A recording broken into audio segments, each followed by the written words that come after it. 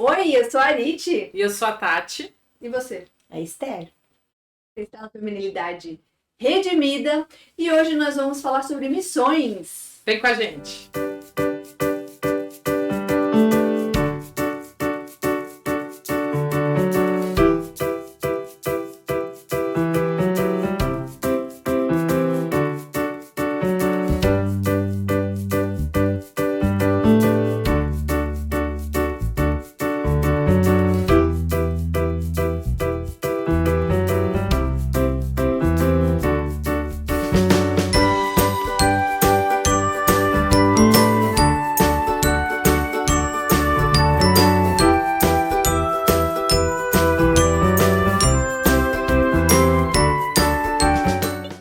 Nós estamos aqui, bom dia, boa tarde ou boa noite, seja lá o momento em que você está vendo esse nosso vídeo. Feminilidade também é missões, e a gente está aqui com a Esther. Ela é a esposa do missionário, uma família missionária que a nossa igreja contribui, ajuda também, né? Nós somos parceiros deles, eles são parceiros nossos. Nós é que enviamos eles para serem missionários e a gente está aqui hoje com ela para conhecer um pouco mais sobre o campo missionário dela. Quem é ela, o que ela faz, o que ela come, como é que você vive. Então vamos começar. Conta pra mim, Esther, como é que você se tornou missionária?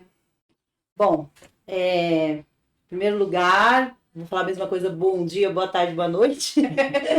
Eu sou a Esther, esposa do Tuta, mais conhecido como Tio Tuta, o nome dele é Rachad, é um nome bem complicado.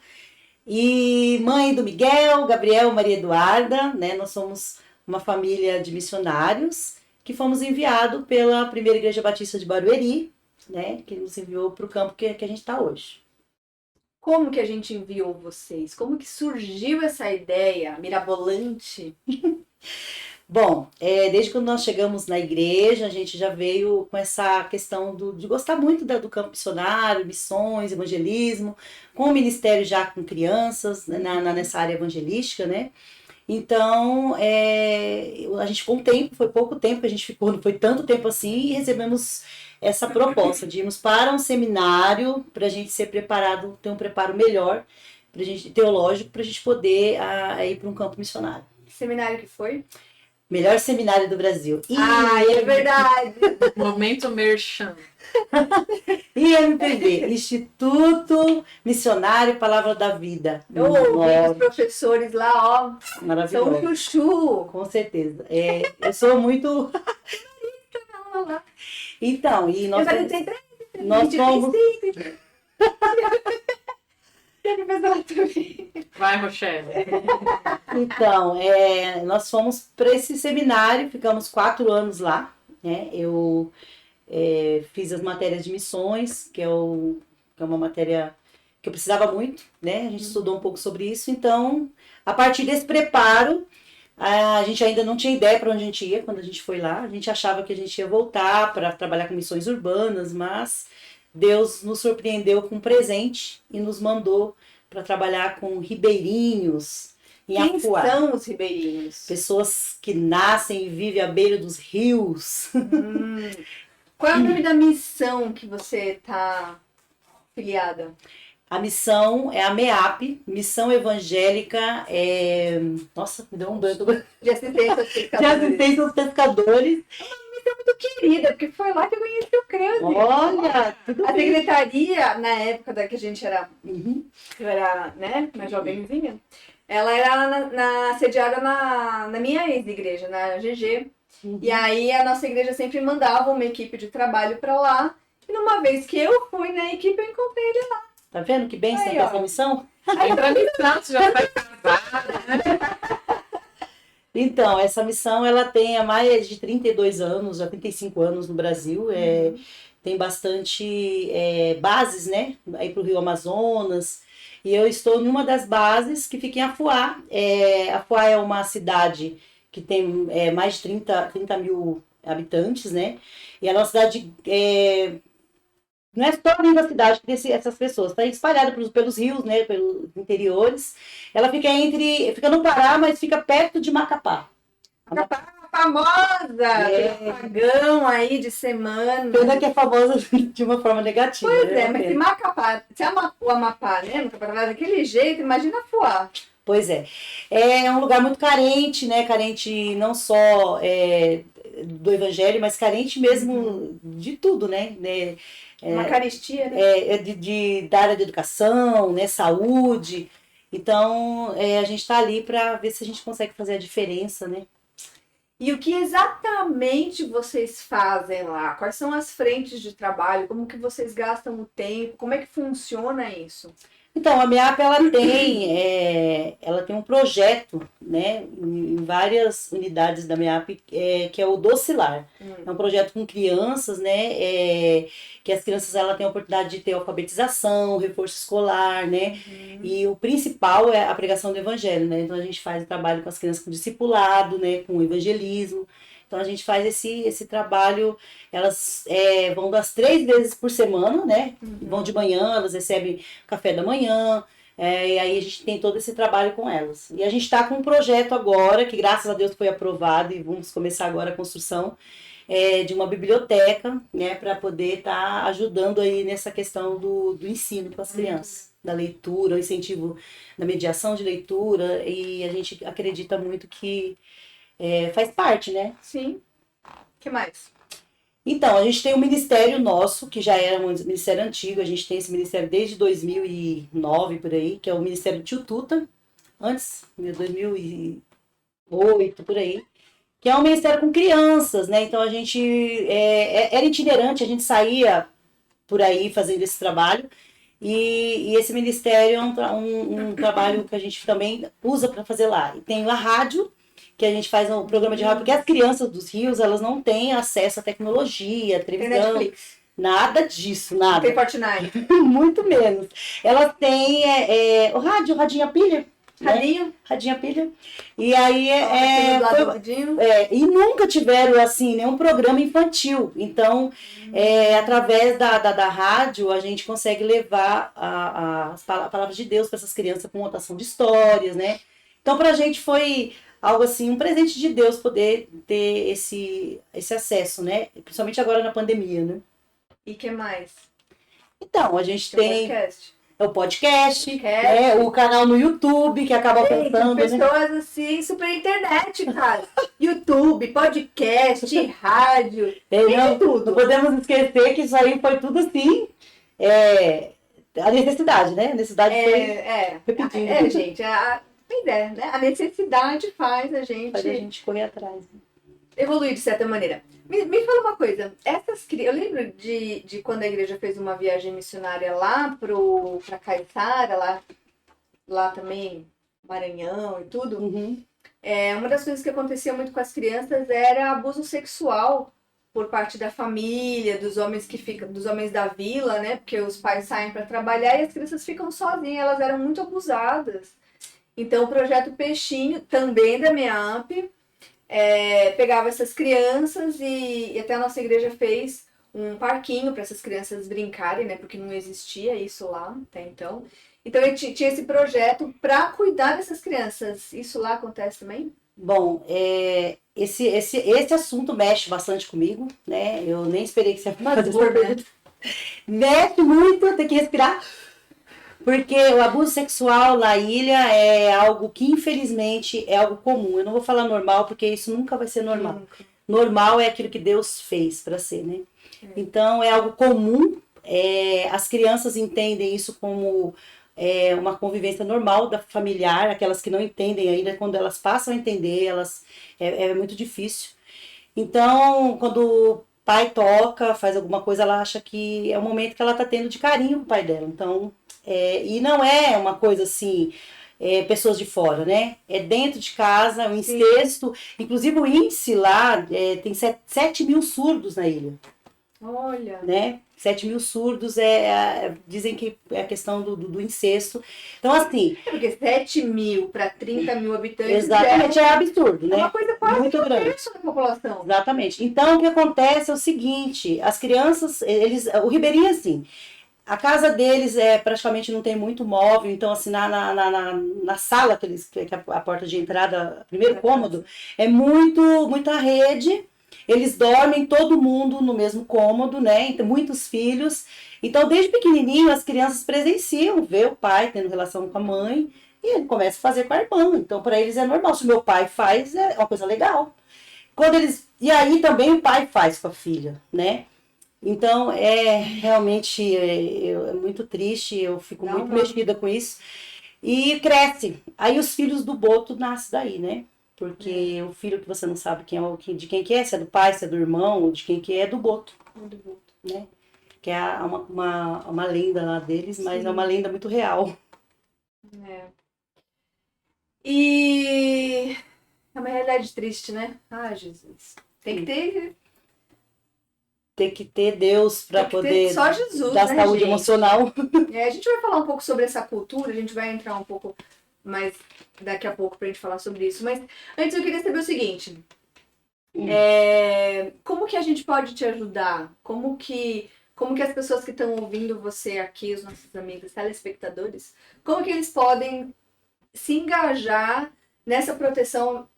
A gente está aqui longe, né? Sim. A muitos 1000 quilômetros de distância. Como que a gente pode fazer alguma coisa por essas crianças? Como que a gente pode ajudar vocês? Como a gente pode participar desse trabalho que vocês estão fazendo?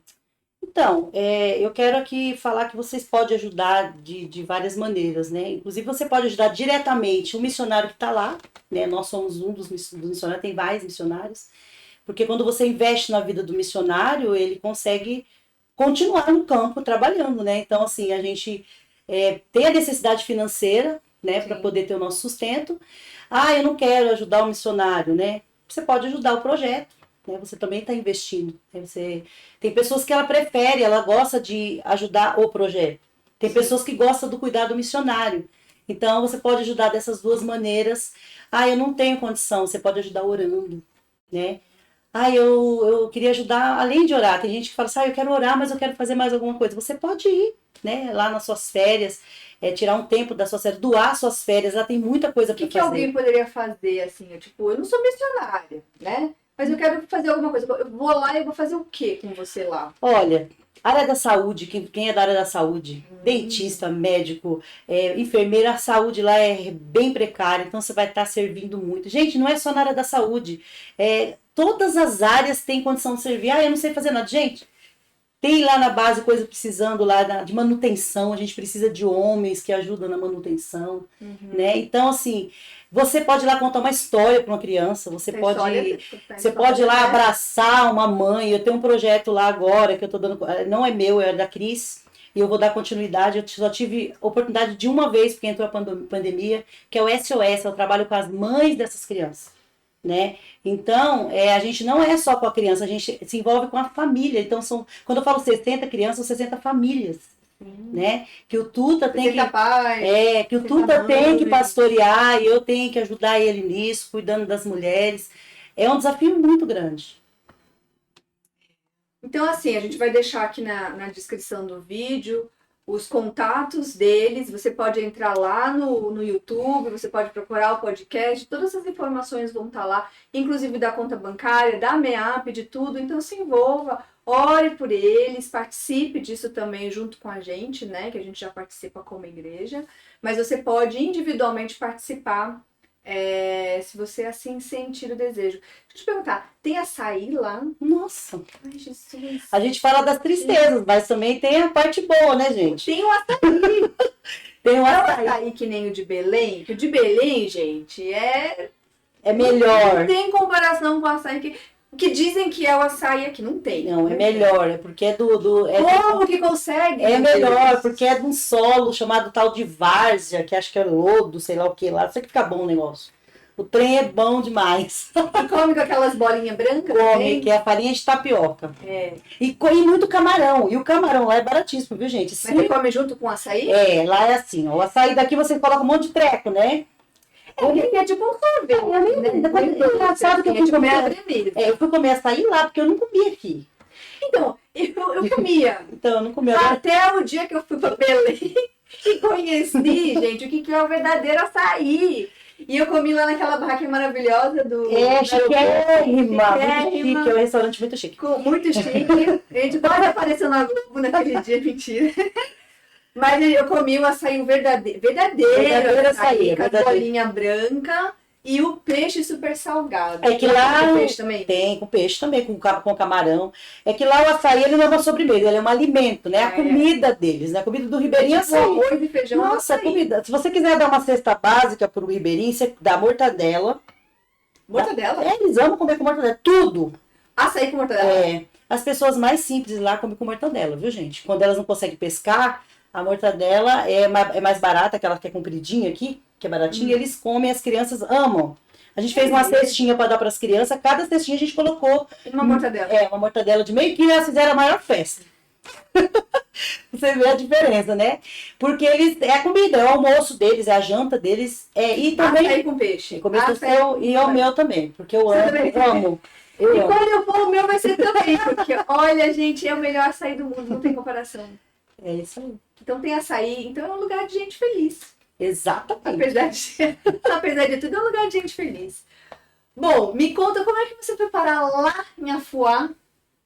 Então, aí no seminário a gente foi durante os 4 anos, assim, orando e sem ter noção, assim, para que lugar realmente a gente ia. No último ano, em outubro não, em julho, estávamos fazendo o nosso estágio, o último estágio, em Anapu, e a gente recebeu uma ligação de convite da MEAP, né? Então, aí a gente entrou em contato com a nossa igreja, foi toda aquela trama e tal, e aí a gente foi enviado para lá para trabalhar com os ribeirinhos. Nós entendemos que era a vontade de Deus, porque a gente já estava orando, né? E a gente recebeu essa proposta, a gente foi lá conhecer. Quando a gente chegou lá, meu coração ficou... Não sei nem explicar o que é isso, gente, é uma coisa inexplicável. É muito... Mas assim, quais são os desafios, assim, se eu quiser orar por você, a gente ora, mas especificamente, quais os desafios que a gente pode orar e que a gente precisa saber lá de trabalhar com os ribeirinhos? Lá especificamente. Olha, o desafio para mim, né, especificamente, cada missionário tem o seu, mas Sim. o meu desafio e da minha família é a perseverança. A gente pede todos os dias para que Deus nos dê perseverança, porque a gente sabe que o fruto de um bom trabalho é a perseverança. Se você persevera e você continua, e você vai estar ali trabalhando. E só Deus pode dar isso, né, pra gente. Então a gente precisa dessa força de Deus, né, de perseverar. Orar para que a gente se adapte totalmente. Nunca vai ser 100%, mas a gente está muito longe do que a gente precisa em termos de adaptação cultural, né? A gente ainda está sofrendo. Brasil lá. A gente está sofrendo choque cultural ainda. Não, mais do clima, né? A gente tem muito problema com o clima. Eu sou muito calorenta, o Tuto é muito calorento, mais do que eu.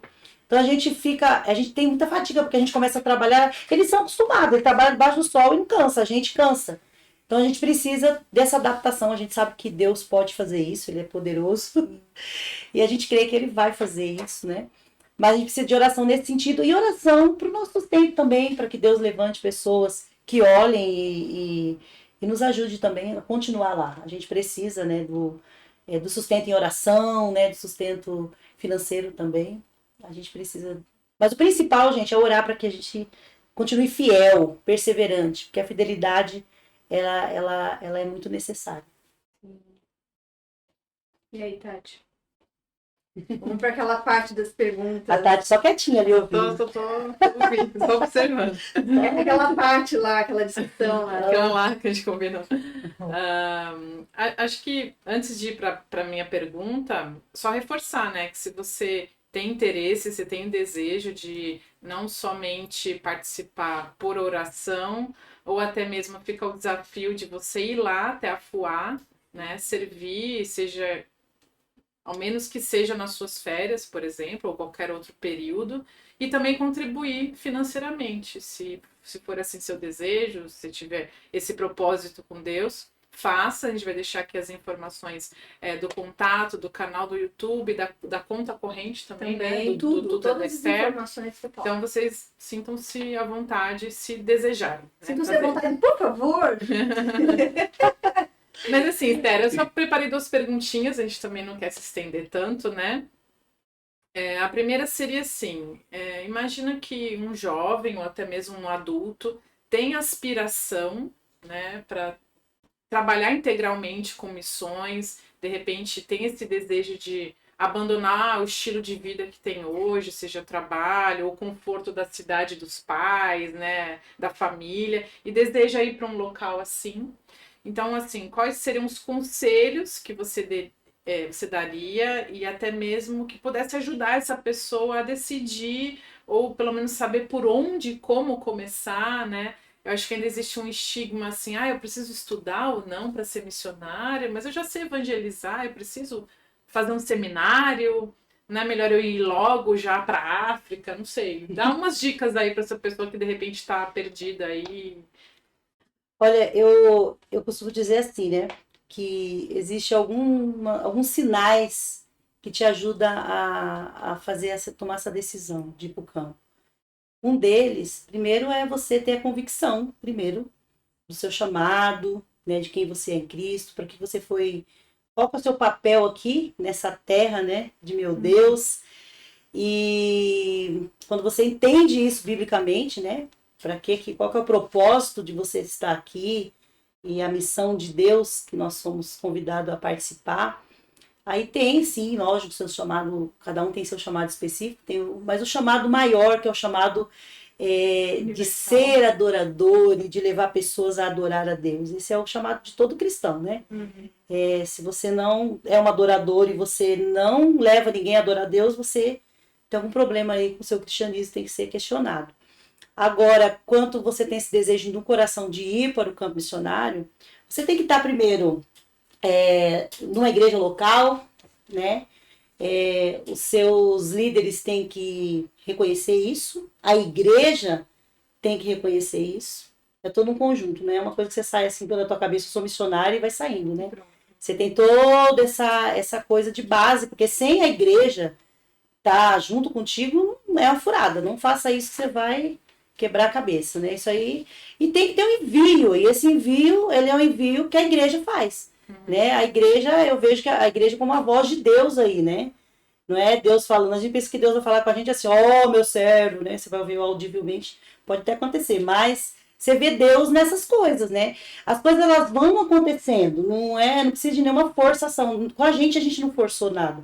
Até eu nem achava que eu ia mais, né? Eu falei, não, eu acho que eu posso fazer missão onde eu tô, é o que eu fazia. O que eu posso contribuir com o missionário? Eu vou ser mobilizadora, eu vou lá, eu era voluntária do Portas Abertas, o que eu podia fazer dentro da minha igreja local para trazer, isso eu fazia. Eu já estava no campo missionário. Tem aquele meme dos pais, que muito pai compartilha, né? Tem muita molecada aí que quer salvar o mundo, mas não arruma nem a própria cama, né? Então, acho que a gente traduzir isso para o mundo de missões, para o contexto de missões, a gente pode falar por que um jovem quer pregar o evangelho na Ásia se ele não faz isso onde ele está? Na realidade, na o jovem... faculdade, na escola, com o vizinho. Tem muito essa coisa também do romantismo, né? Da romantização. E o jovem, ele quando ele tá nessa fase, ele precisa de uma causa, né? Então, se ele é cristão, ele se apega muito nisso. Bacana, né? Tem muito jovem por aí com causas muito erradas, né? Mas tem que questionar a motivação disso e entender se realmente você é isso que você quer mesmo, você entendeu, né?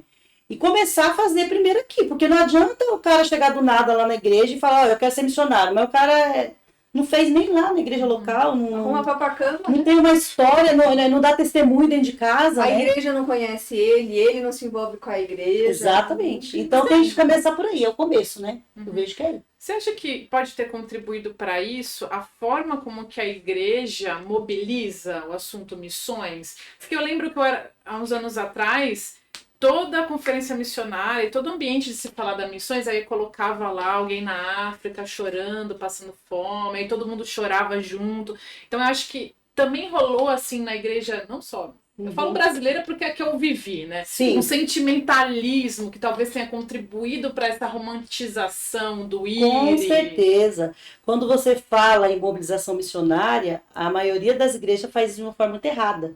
ela apela para o lado emocional, e isso tem que ser uma consciência, né? Automaticamente, não tem como você ter a consciência e você não se sensibilizar, faz parte, a gente nós somos seres emocionais. Sim. Só que não pode ser Contrário. não pode ser assim, eu vou por causa disso, porque o que acontece? Uma pessoa que ela começa, ou ela vai, ou ela contribui com o missionário pela emoção, ela não vai muito longe, ela para logo porque a emoção passa.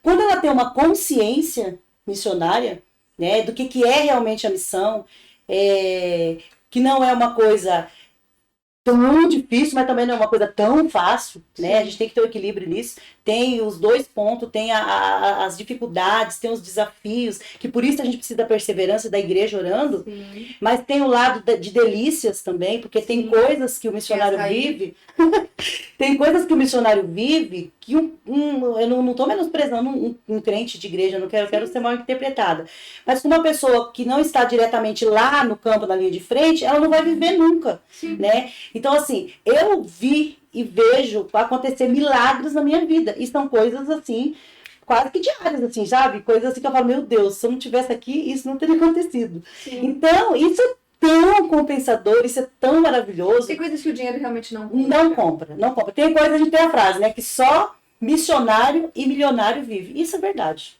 né? Então... Legal. Eu tenho mais uma perguntinha sobre algo que, na verdade, é uma pergunta minha, talvez seja de quem está nos assistindo hoje também.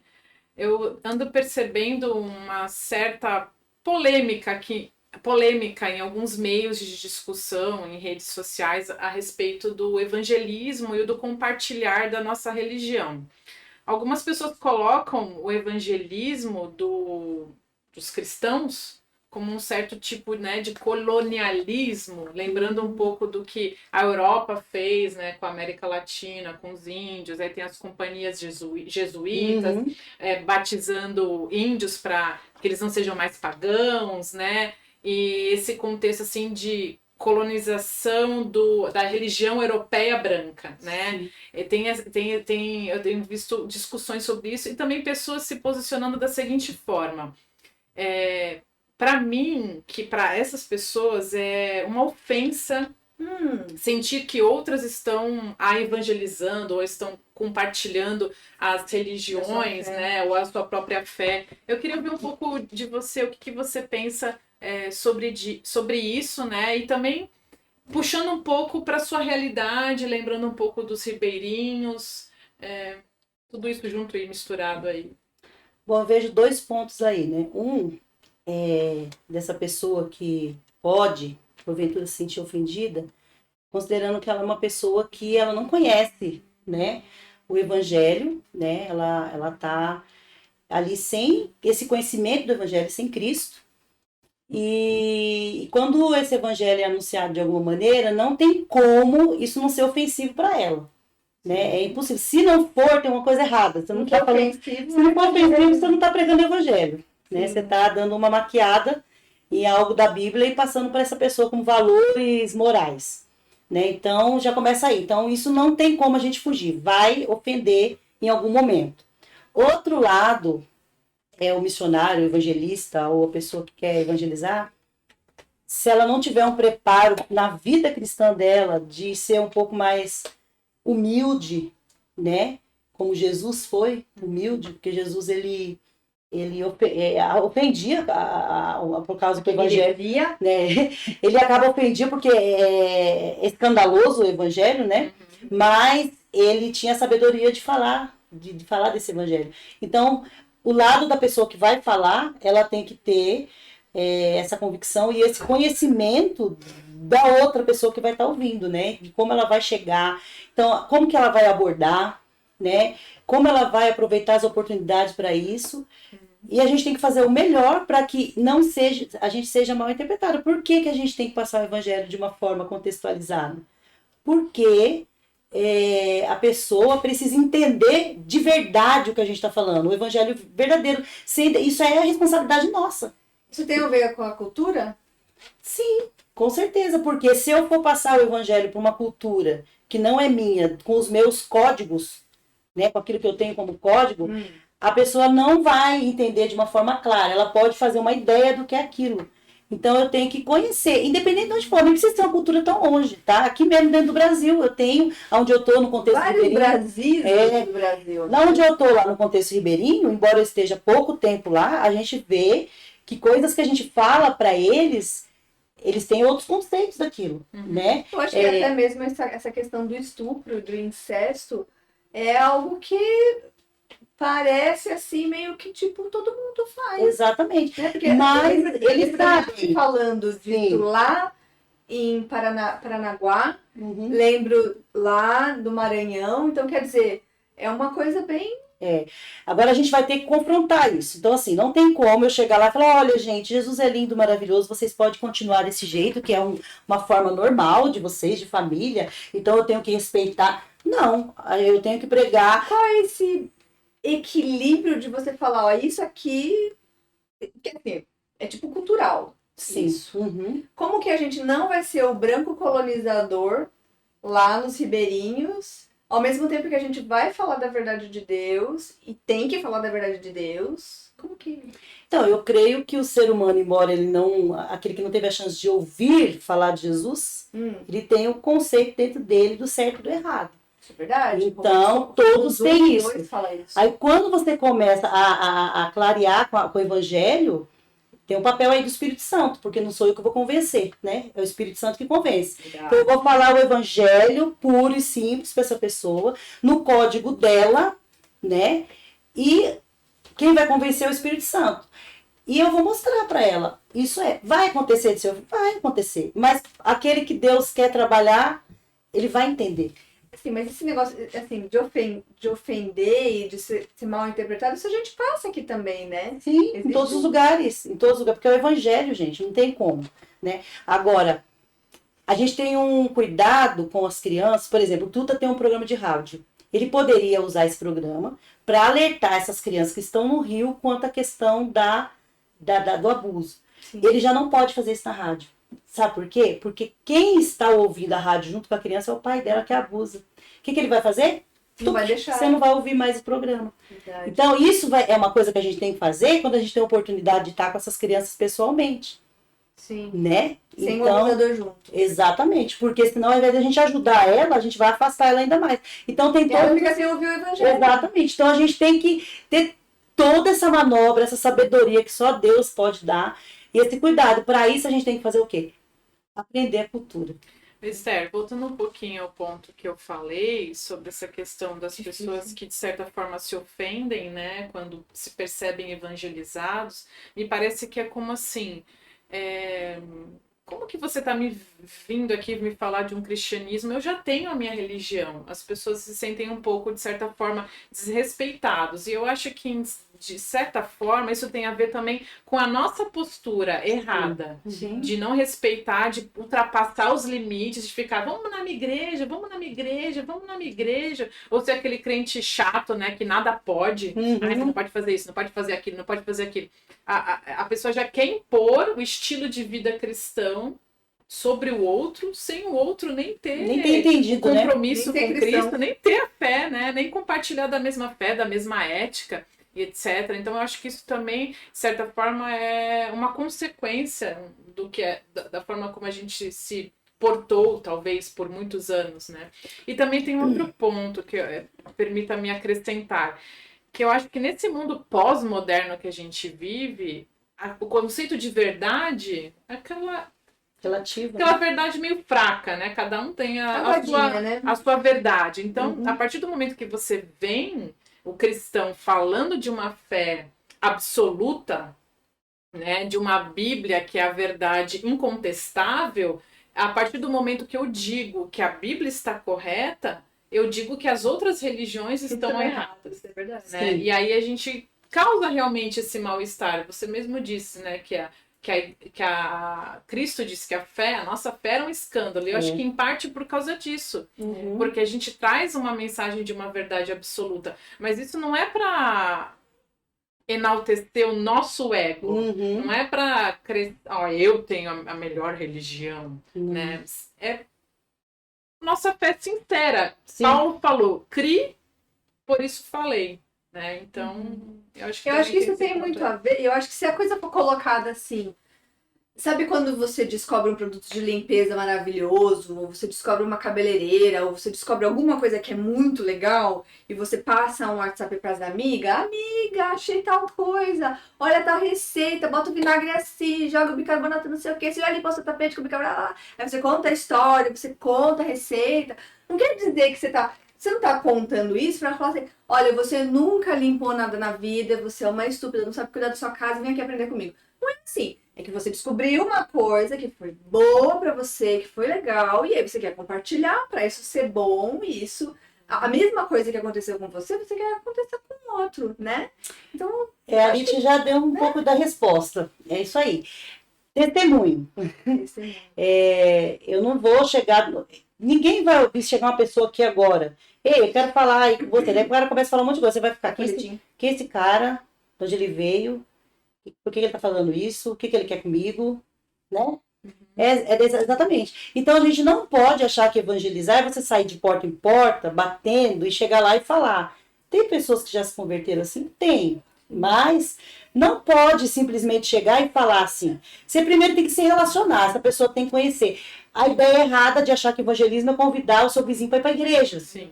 Né? Esse vizinho vai falar, por que ela tá na igreja dela? Só na igreja dela que tenho salvação? Né? Por quê? Não, seja um bom testemunho para esse vizinho, seja o melhor vizinho dele, né? Mostre Cristo através da tua vida, socorra quando ele precisa, né? Do seu socorro, que ele vai falar, cara, tem alguma coisa diferente com esse cara. Enquanto o mundo inteiro tá nem aí um com o outro, ele está se preocupando comigo, tem uma coisa diferente. Aí você já vai ser respeitado por isso. Segundo passo, não pode parar aí. Esse negócio, eu não acredito no evangelho que é só o testemunho. O evangelho tem que ser pregado e anunciado. Sim. Segundo passo, numa situação que você tiver que socorrer esse vizinho, com essa pessoa que trabalha com você ou na faculdade, você vai aproveitar e falar assim, cara, eu tenho algo que pode solucionar esse seu problema. Não é problema financeiro, não é problema de existência e essa falta que você sente aí no teu coração. E eu vou compartilhar com você, aí entra na parte que a Arit falou, porque isso fez diferença na minha vida. Aí o cara fala, epa, então acho que é por isso que ele é diferente. Aí ele vai ouvir. Aí você fala do Evangelho de Cristo. É relacionamento, não tem outro jeito. Uma vez eu assisti uma pregação do Márcio Garcia, é o presidente da MEAP, né? Que mudou minha vida. Eu costumo falar que livros que eu leio tem frases que mudam minha vida, pregações tem frases que mudam minha vida. E ele falou uma coisa numa pregação que mudou minha vida. Ele falou o seguinte, eu não evangelizo, eu não prego a Jesus, eu vivo Jesus 24 horas por dia. O que acontece é que eu encontro outra pessoa no meio caminho e isso transborda. Isso, exatamente. Então isso total. Nossa, quando ele falou isso, o meu foco mudou. Então o meu foco não é ficar, preciso falar de Jesus, preciso falar de Jesus, preciso falar de Jesus, eu tô pecando que eu tô falando de Jesus. Não, eu preciso viver Jesus. Eu preciso ter comunhão com Jesus. Eu preciso... Só vai sair o que tá dentro, né? Se não tiver aí dentro, não tem como você compartilhar. Não vai ser o quê? Você vai estar representando, fazendo um teatro, né? Não é verdadeiro. Hipócritas, né? Hipócritas, encenando uma outra coisa que você falou aí, que eu queria comentar, você falou sobre código, né? Que a gente precisa evangelizar utilizando o mesmo código. E aí a pessoa que está assistindo, de repente, não entende o que é exatamente esse código. E aí eu estou aproveitando esse assunto para recomendar uma leitura de livro, que chama de um livro sensacional chamado Totem da Paz. É um livro que conta uma história de um missionário que ele foi para uma ilha na Oceania, se eu não me engano, e é para uma tribo totalmente não civilizada, totalmente isolada, canibal, e eles tinham uma cultura muito terrível de que nessa tribo, quanto mais traidor você fosse em relação a uma outra pessoa, ou uma outra amizade, sei lá, eu faço amizade com a Esther por anos, 20 anos depois eu mato a Esther, mato o marido, sei lá, faço atrocidades lá, e aí essa pessoa era enaltecida na sociedade, ela era respeitada. E esse missionário, ele também descobriu uma outra cultura de que nessa tribo, né, nessa região, se duas tribos tivessem algum problema uma com a outra e quisessem manter a paz uma com a outra, elas enviavam um filho, uma criança, para ser família na outra tribo, né? E aí esse era um vínculo, um link para a paz entre as duas tribos. E aí ele pegou esse código cultural dessa tribo e aplicou no evangelho, né? Que Deus é o Deus Pai, ele envia Deus Filho, Jesus Cristo, para esse link, esse ponto de intersecção e união entre, né, a tribo divina e a nossa tribo aqui, e para estabelecer a paz e nos perdoar, enfim. Então, achei sensacional essa lembrança desse livro. Os códigos, eles contêm uma mensagem, né? Mas o outro lado só vai entender essa mensagem, que A é A, que B é B, ou que, né, a mensagem que você está querendo passar, se eles tiverem entendido, se eles souberem, já tiverem esses códigos dentro de si, né? Exatamente. E é por isso que existe tanta coisa de comunicação. Você fala uma coisa, outra pessoa entende outra. Isso tem em todos os lugares, né? Exatamente. Até aqui, em família, né? Sim. Aí você casa, aí você tem que conhecer o código do seu cônjuge e ele o teu, né? Pra você já começa ali, né? Porque tem muita diferença cultural entre famílias, então... Sim, agora imagina lá. Imagine lá. No Agora, o desafio grande também do campo é esse, você fazer esse estudo, né? Existe Isso leva tempo. Leva muito tempo. Existe alguns... Por isso que a pessoa não pode desistir no começo que ela chega no campo. Porque ela não passa aquela etapa, entendeu? E aí estudar também, exatamente, né? tem que estudar. Antropologia. Exatamente, a antropologia. Então, assim, você chega lá, então não estou me adaptando. Aí no primeiro ano não estou me adaptando, no segundo ano não estou me adaptando. Acho que não é aqui, que acho que eu fiz alguma coisa errada. Você nem começou o negócio. É um negócio mais extenso. É um projeto de vida. Exatamente. Então você não pode ter preguiça de estudar, né? É um desafio, você tem que estudar. Mas tem que aprender outra língua. Exatamente, né? E tem que aprender outra língua. Então isso outra cultura. cultura. Então a gente está lá, gente. No começo, a gente vai fazer um ano que a gente está lá. A pandemia, ela nos atrapalhou em umas coisas, mas nos ajudou em outras. Sim. Porque o tempo que a gente ficou parado, a gente aproveitou para estudar, né? Perguntar, as pessoas que a gente conseguia conversar, eu tô lá com meu caderninho anotando, tentando entender o código deles. E aí eu aproveitei, porque senão a gente ia chegar lá de cara, ter que trabalhar e a gente ia dar muita cabeçada.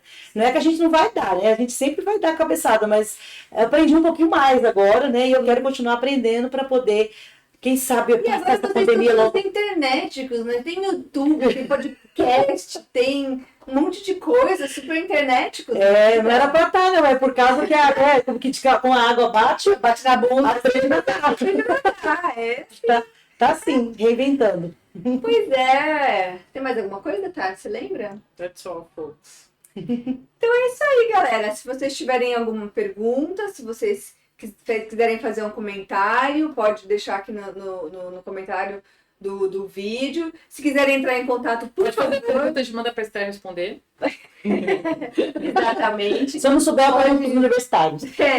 Manda pergunta, manda comentário, o que vocês quiserem. E é isso aí. Um beijo para vocês. Até a próxima. Um beijo, um queijo. Até lá.